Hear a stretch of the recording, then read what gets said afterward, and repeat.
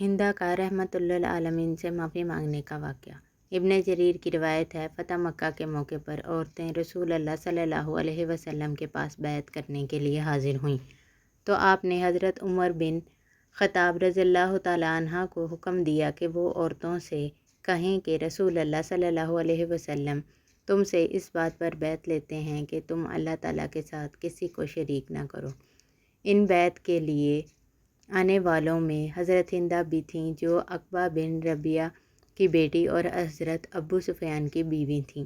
یہی تھیں جنہوں نے اپنے کفر کے زمانے میں حضور کے چچا حضرت حمزہ رضی اللہ تعالیٰ عنہ کا پیٹ چیر کر دیا تھا۔ اس وجہ سے یہ ان عورتوں میں ایسی حالت میں آئی تھیں کہ انہیں کوئی پہچاننے نہ سکے۔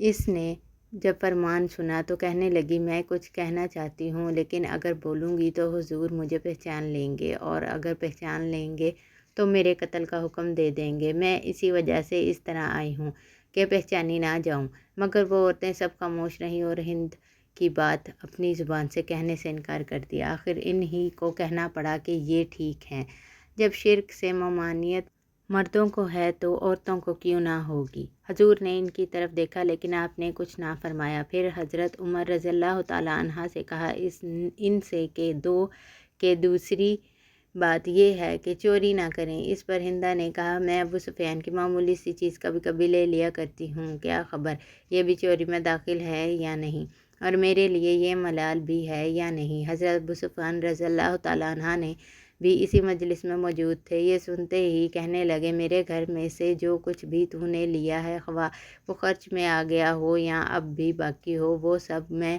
تیرے لیے حلال کرتا ہوں۔ اب تو نبی کریم صلی اللہ علیہ وسلم نے صاف پہچان لیا کہ یہ میرے چچا حضرت حمزہ رضی اللہ تعالیٰ عنہ کی قاتلہ اور ان کے کلیجے کو چیرنے والی اور پھر اسے چبانے والی عورت ہند ہے۔ آپ نے انہیں پہچان کر اور ان کی یہ گفتگو سن کر اور یہ حالت دیکھ کر مسکرا دیے اور انہیں اپنے پاس بلا لیا۔ انہوں نے آ کر حضور کا ہاتھ تھام کر معافی مانگی تو آپ صلی اللہ علیہ وسلم نے فرمایا، تم وہی ہند ہو؟ ہند جی ہاں۔ فرمایا، جاؤ، آج میں نے تجھے معاف کیا۔